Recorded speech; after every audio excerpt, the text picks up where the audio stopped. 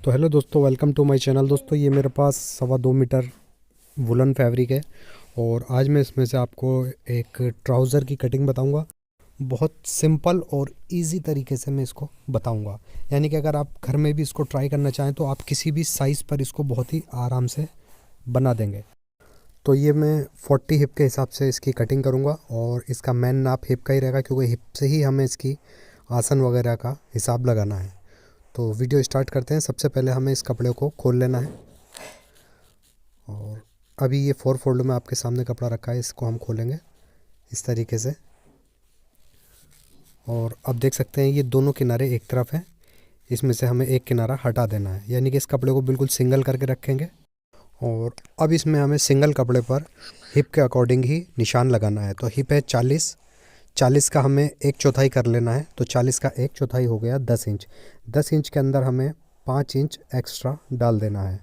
तो इस तरीके से 10 के अंदर हम 5 इंच डालेंगे तो 15 हो जाएगा। यहाँ पर लगाना है हमें 15 इंच का निशान। तो सबसे पहले हमें यहाँ पर 15 इंच का निशान लगा लेना है एक साइड।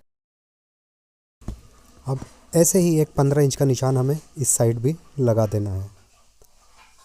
तो इस तरीके से ये निशान लगाने के बाद फिर हम इस कपड़े को इस तरीके से निशानों पर से ही पकड़ेंगे और अपने तरफ इसको फोल्ड कर लेंगे। अब जैसा कि आप देख सकते हैं इसमें एक तरफ कपड़ा बढ़ती निकल गया है, तो निशान लगाकर इस तरीके से हम कपड़ा एक तरफ निकाल देते हैं। इसका फ़ायदा ये होता है जो साइड में एक्स्ट्रा कपड़ा होता है वो निकल जाता है और वो हमारे मार्जिन वगैरह में भी काम में आ जाता है। यानी कि जहाँ भी हमें ज़रूरत होगी कपड़े की, ये पूरी साबुत पट्टी ऐसे ही निकल आएगी। यहाँ पर हम इसको अच्छे से प्रेस वगैरह करके बिछा लेंगे और उसके बाद यहाँ पर हमें एक स्ट्रेट निशान लगा देना है। अब ये निशान लगाने के बाद दोस्तों इस निशान के नीचे हमें 1 इंच नीचे इस तरीके से डाउन कर देना है। यानी कि एक निशान और लगाएंगे 1 इंच डाउन करके।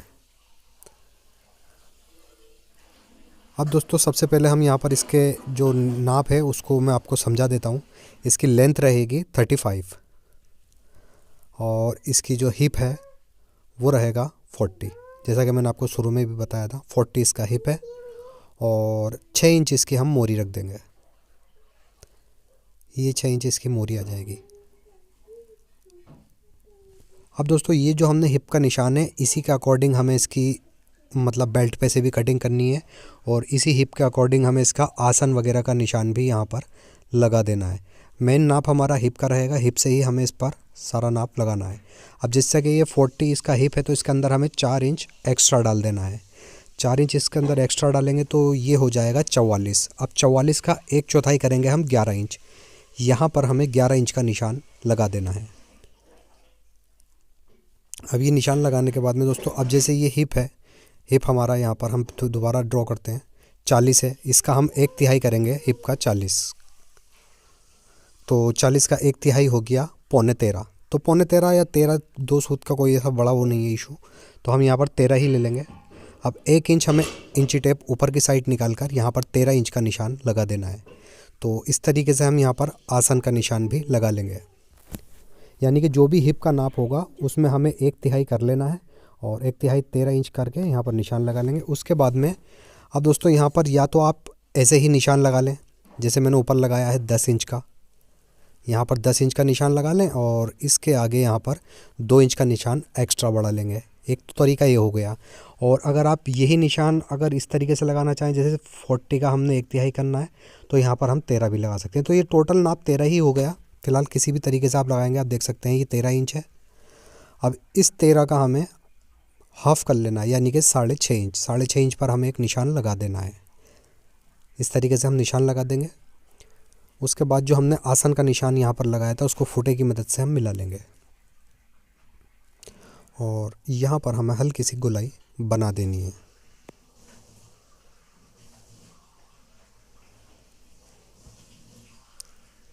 अब इसके बाद में हमें अपनी जो हमारी लेंथ होगी उसका निशान भी यहाँ पर लगा देना है। तो मुझे इसकी लेंथ रखनी है 35, तो 35 पर यहाँ पर हम निशान लगा देंगे। अब 35 पे निशान लगाने के बाद इसके बाद में हम फुटे से एक स्ट्रेट निशान बना लेंगे यहाँ पर और इसी के नीचे हमें 2 से 2.5 इंच का इसके लिए मतलब तुरपाई या सिलाई वगैरह के लिए मार्जिन भी ले लेंगे यहाँ पर। ठीक है।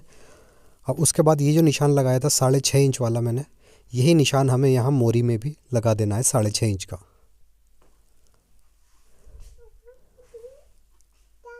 और इस निशान को अब हम सीधा बना लेंगे एक फुटे की मदद से।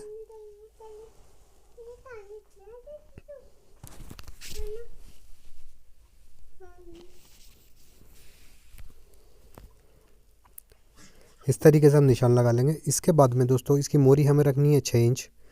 अब ये जो हमने स्ट्रेट निशान लगाया है 20 सेंटर में 6 इंच पर, ये वाला, इसमें हमें 3 इंच इस निशान पर रखेंगे और 3 इंच हम इस निशान के इधर निशान लगा देंगे और 3 इंच इधर। इस तरीके से हम इसमें 6 इंच का एक मोरी का निशान लगा लेंगे। अब उसके बाद में यहाँ पर हमें एक शेप डाल देना है, तो मैं यहाँ पर इंची टेप से ही डाल रहा हूँ। अगर आपके पास में शेप पट्टी हो तो शेप पट्टी से ज़्यादा अच्छा शेप आ जाता है, तो आप शेप पट्टी यूज़ कर लें। फ़िलहाल मेरे पास शेप पट्टी नहीं है तो मैं इंची टेप से ही काम चला लूँगा। और इन निशानों को भी फिर हम मिला लेंगे फुटे से।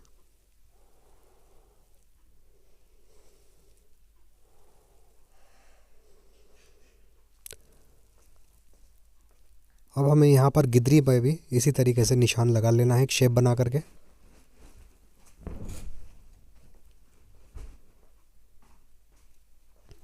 यहाँ पर भी दोस्तों शेप पट्टी की ज़रूरत होती है, तो अगर आपके पास हो तो ज़्यादातर शेप पट्टी बेहतर रहती है। तो फ़िलहाल मैं ऐसे ही लगा लेता हूँ और इन निशानों को भी अब हम फुटे से मिला लेंगे।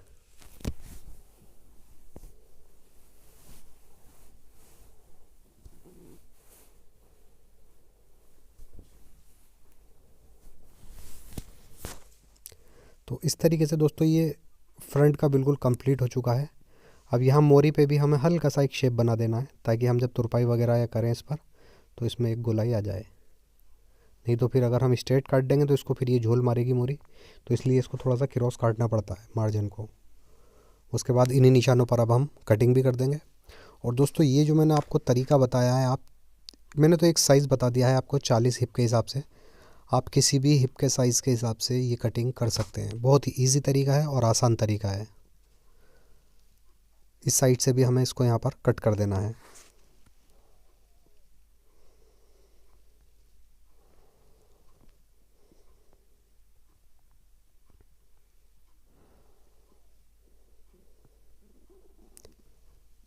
फ्रंट इसका दोस्तों कट चुका है। अब हमें इसका बैक पार्ट भी बिछा लेना है, तो इसे एक तरफ रख देंगे अभी, और जो हमारा नीचे कपड़ा है उसको ऊपर कर लेंगे।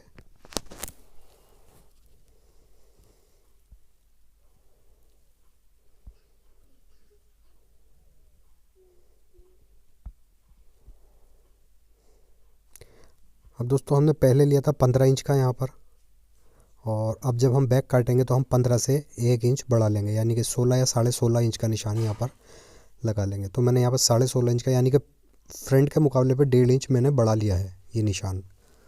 और फिर इन निशानों पर अब हम इस कपड़े को फोल्ड कर देंगे।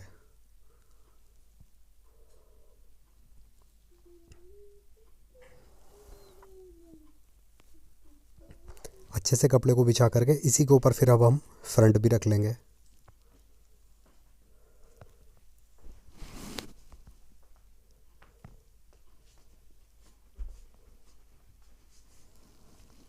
अब दोस्तों यहाँ पर हमें जिधर गिदरी है उधर हमें 2 इंच एक्स्ट्रा निशान लगा लेना है, यानी कि जो हमने कटिंग करी है उससे 2 इंच बाहर की साइड एक निशान लगा लेंगे हम।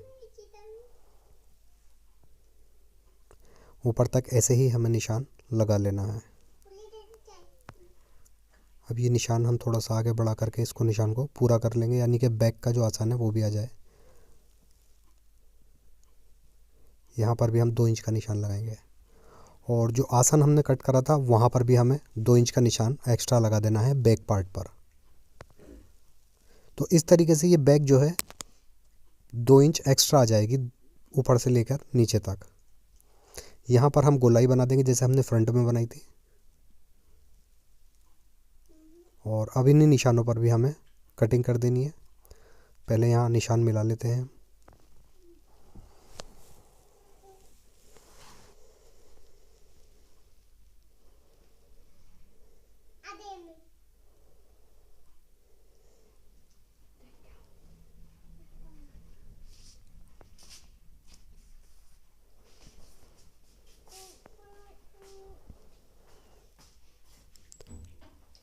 अब इसके बाद में दोस्तों हमें एक निशान ऊपर लगा लेना है। फ्रंट का तो हमने 1 इंच डाउन करा था, मगर हमें बैक का निशान बिल्कुल स्ट्रेट लगाना है। इसको हमें नीचे की तरफ डाउन नहीं करना है, स्ट्रेट निशान लगाएंगे। इस तरीके से हम निशान लगा करके और इन्हीं निशानों पर कटिंग कर देंगे। और दोस्तों इसकी जो बेल्ट बनाएंगे हम, तो इसकी बेल्ट हाफ लास्टिक और हाफ इसके अंदर बेल्ट पड़ेगा, यानी कि बुकरम आधी जो फ्रंट का हिस्सा है उसमें हम बुकरम डालेंगे और बैक में इसके लास्टिक डालेंगे। और इसकी कमर का हिसाब ये है दोस्तों, आप जब भी इसका आसन वगैरह जोड़ें तो जितना हमारा फ्रंट बैठे उसमें तो हमें बुकरम डाल देना है। और मिसाल के तौर पे जैसे हमें इसके अंदर 32 कमर बनानी है, तो इसका ये 20 आ जाएगा फ्रंट तैयार। अब 20 इंच का हम बुकरम डाल देंगे इसमें और बकाया हम इसके अंदर लास्टिक डाल देंगे। ऐसे भी बना सकते हैं, वरना आप सामने में इसके प्लेट्स भी डाल सकते हैं। अगर आप कहोगे तो मैं इसकी फुल वीडियो मतलब यानी कि स्टिचिंग भी आपको दिखाऊंगा।